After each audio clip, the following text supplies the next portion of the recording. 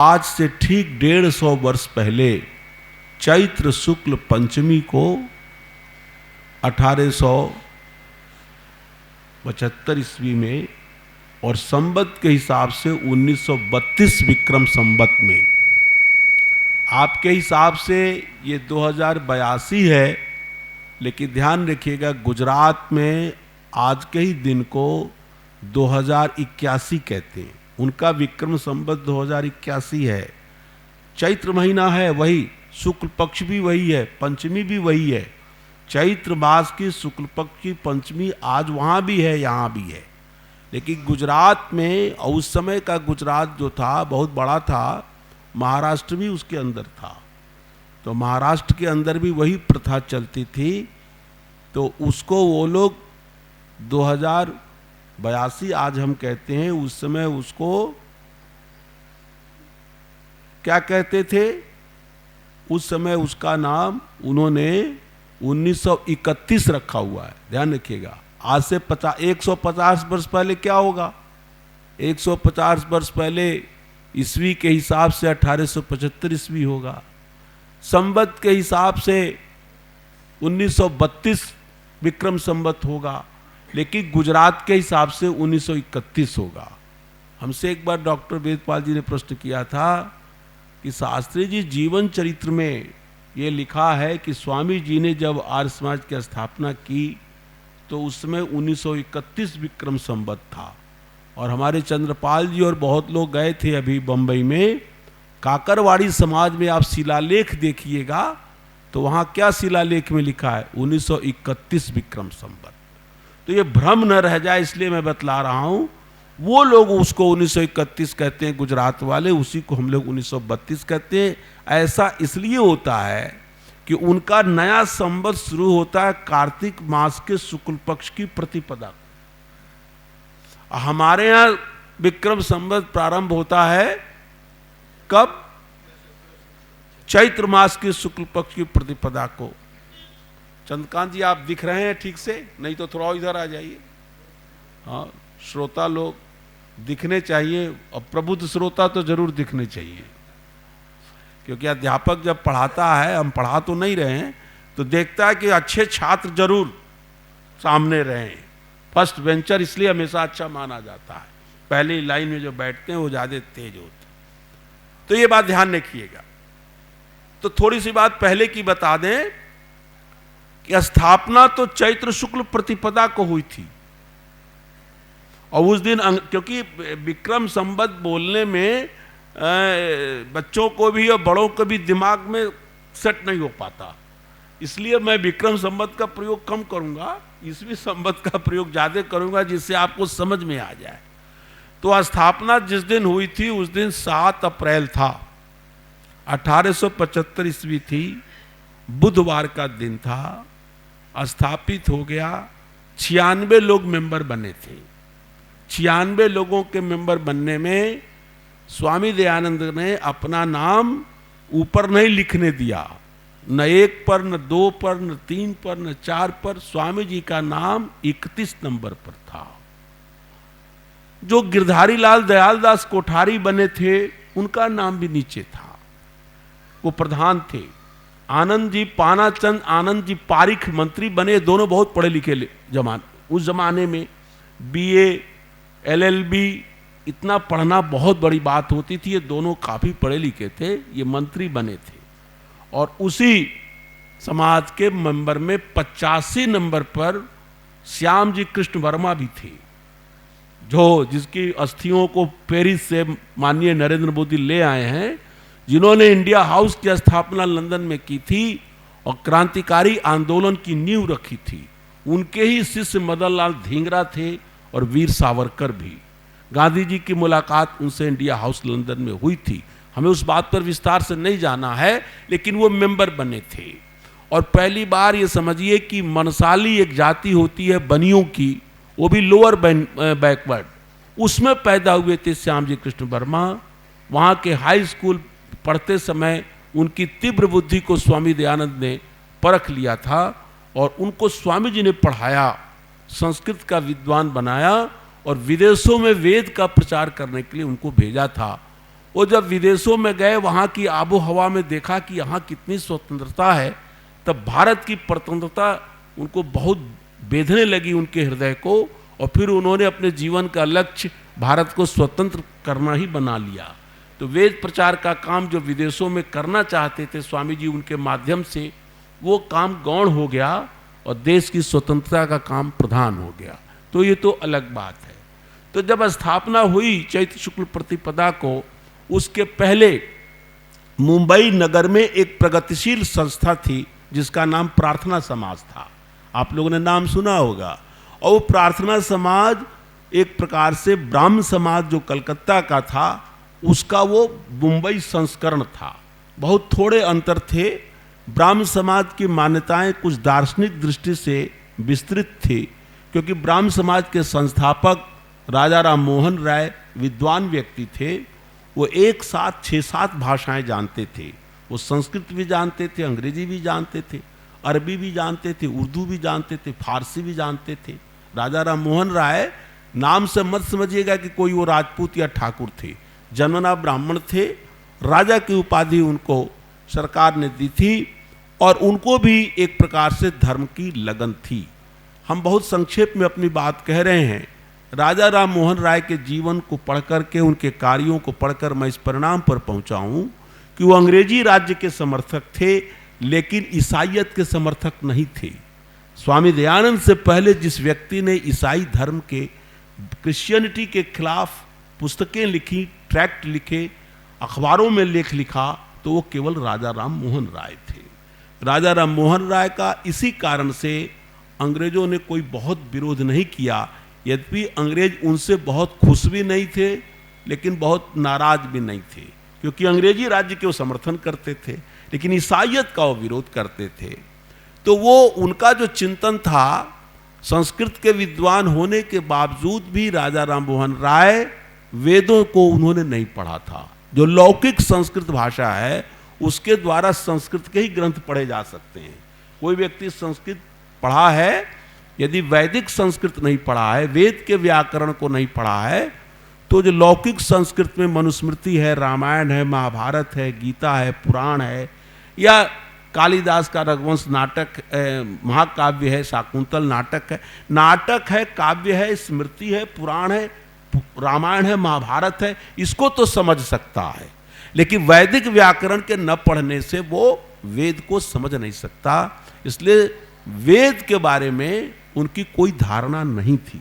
बाद में उनके जो अधिष्ठाता हुए ब्राह्म समाज के देवेंद्रनाथ ठाकुर, जो रविंद्रनाथ ठाकुर के पिताजी थे, उन्होंने 2-3 विद्यार्थियों को काशी में भेजा कि जाओ तुम वेद पढ़ करके आओ और बताओ कि वेद में क्या है।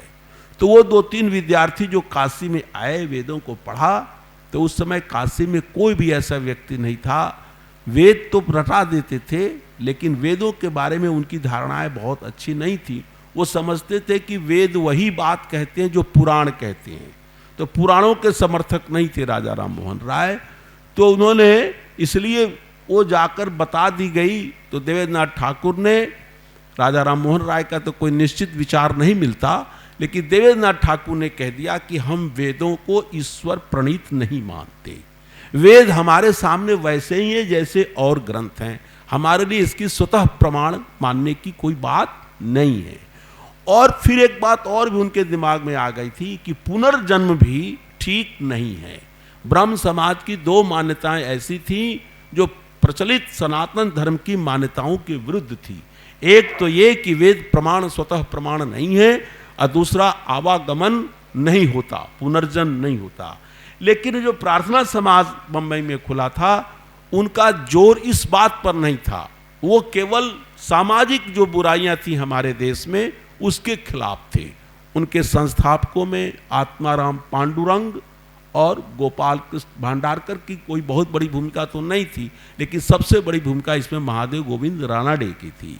हरिगोपाल देशमुख भी थे, देश हितवादी भी थे, कई लोग थे, और इन लोगों ने प्रार्थना समाज को स्थापित किया था। इस पर एक प्रकार से प्रभुत्व बाबू केशव चंद्र सेन का भी था। केशव चंद्र सेन के विचारों से लोग बहुत आप्लावित थे।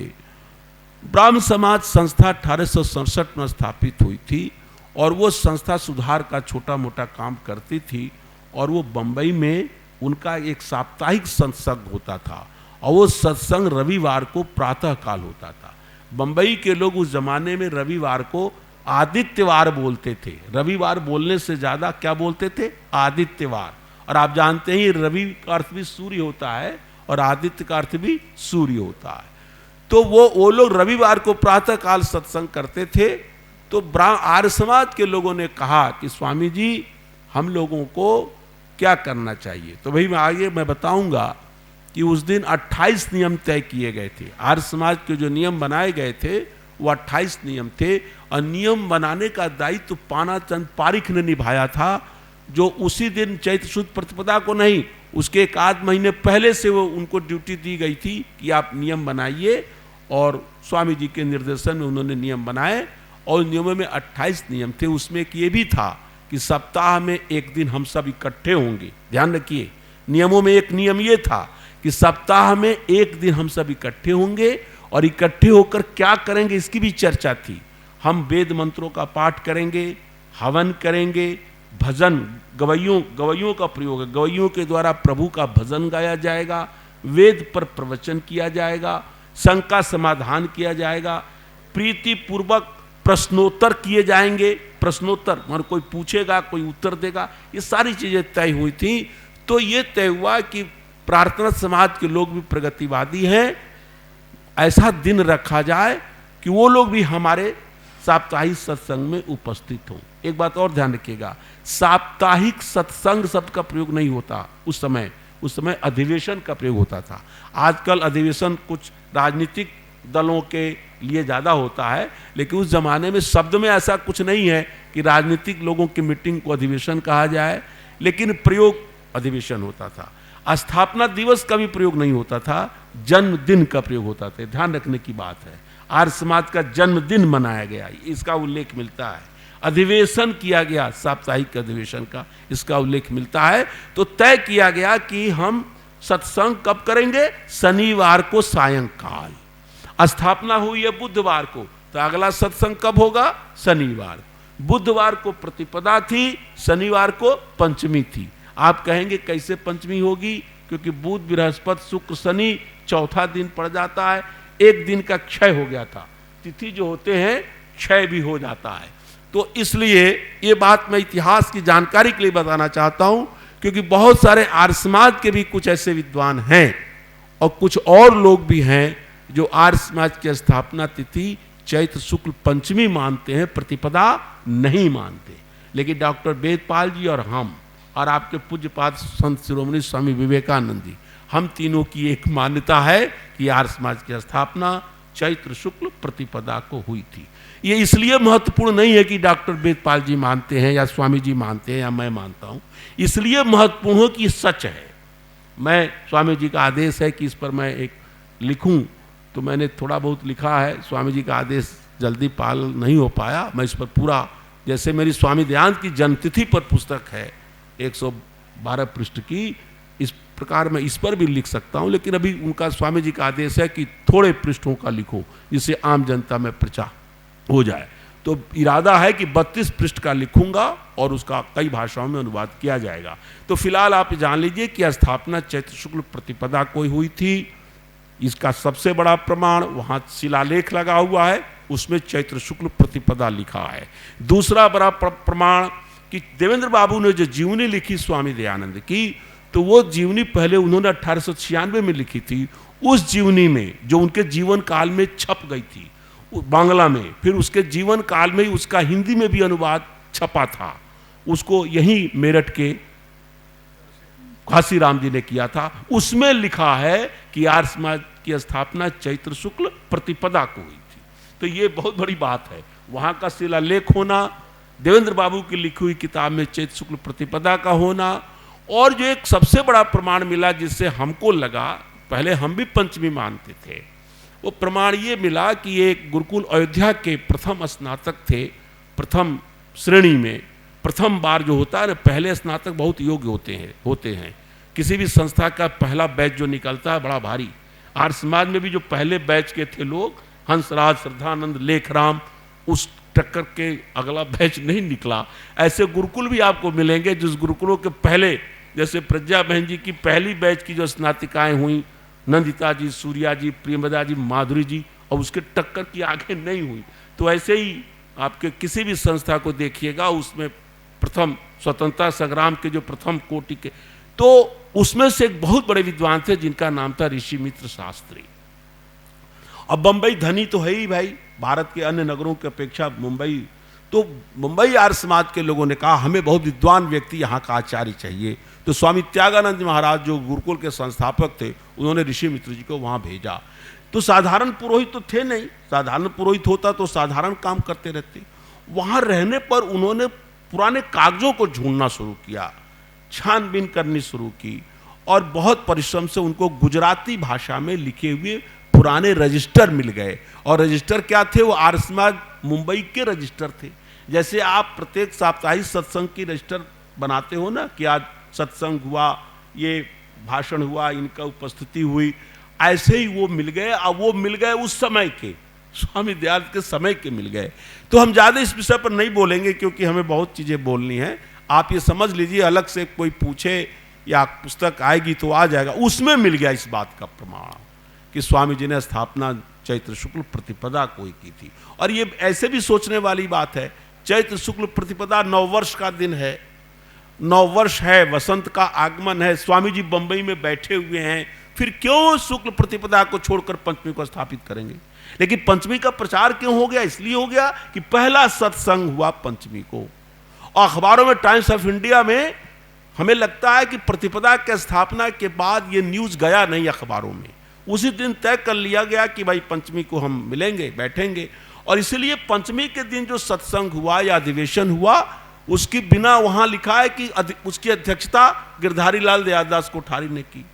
तो भाई पहले प्रधान बन चुके थे, तभी तो अध्यक्षता की उन्होंने। तो ऐसे बहुत सारी बातें हैं, और उसका समाचार छप गया टाइम्स ऑफ इंडिया में। अब टाइम्स ऑफ इंडिया की पुरानी प्रतियों को लोगों ने खोजा था, वहाँ पंचमी देखी, तो इसलिए पंचमी का प्रचार ज़्यादा हो गया। असलियत यह है कि पहला वो, तो जाने दीजिए ये हुआ। तो इसलिए आपका ये आर्य समाज थापर नगर के द्वारा स्वामी दयानंद के जीवन गाथा का जो दूसरा उपक्रम हो रहा है, ये चैत्र शुक्ल पंचमी को हो रहा है। और इसलिए भी ऐतिहासिक है कि पहला सत्संग या पहला अधिवेशन पंचमी को हुआ था, तो उसकी ठीक 150वां वर्ष पर आप ये प्रारंभ कर रहे हैं। तो इस इतिहास की कड़ी को जोड़ने के लिए मैंने आपके बीच में बात कही। दूसरी बात, हमारे सेठी जी ने कहा था कि शास्त्री जी आज के दिन थोड़ा आप पहले जीवन ऋषि जीवनी का जो पहला प्रसंग है थोड़ा सा उसको जोड़िएगा। तो देखो प्यारे बच्चों, तुम लोग डीएवी स्कूल में पढ़ते हो, तुम्हारे लिए 2-3 लाइन बोल रहा हूँ। डीएवी का अर्थ है दयानंद एंग्लो वैदिक। तो दयानंद कौन थे, इसको जानने की उत्कंठा तुम्हारे अंदर होनी चाहिए, इच्छा। इसकी पूर्ति ऐसे भी कर सकते हो, मैं डीएवी स्कूल के प्रबंधकों से कहूँगा कि जितने भी बच्चे हों स्कूल में, उन सबको स्वामी दयानंद की जीवनी, छोटी वाली जीवनी जो 150 पृष्ठ की है, हिंदी में सरल भाषा में, अंग्रेजी में भी मिलती है, वो सबको पुरस्कार में दिया करें, यूं ही दे दिया करें। हैं? कोई बच्चा चाहे पुरस्कार, कोई प्रतियोगिता जीते या हारे, स्वामी दयानंद की जीवनी दे दो, क्योंकि बच्चों की इच्छा होती है जीवनी पढ़ने की। किसी की कहानी क्या है? जीवनी है। तो वो कल्पित कहानी नहीं, असली कहानी वो जीवनी बन जाती है, कल्पित कहानी कथा हो जाती है। तो वो जीवनी पढ़ोगे तो इस परिणाम पर प्यारे बच्चों पहुंचोगे कि स्वामी दयानंद जैसा व्यक्तित्व जो है, ऐसे इतिहास में बिरले, लाखों नहीं करोड़ों में कोई 1-2 व्यक्ति ऐसा पैदा होता है जो स्वामी दयानंद जैसा होता है। 100 से अधिक देशों में देखा जाने वाला, सर्वाधिक लोकप्रिय और सबसे अधिक फॉलोअर्स के साथ पूरी दुनिया में आर्य समाज के विचारों का प्रचार करने वाला एकमात्र चैनल वैदिक प्रचार।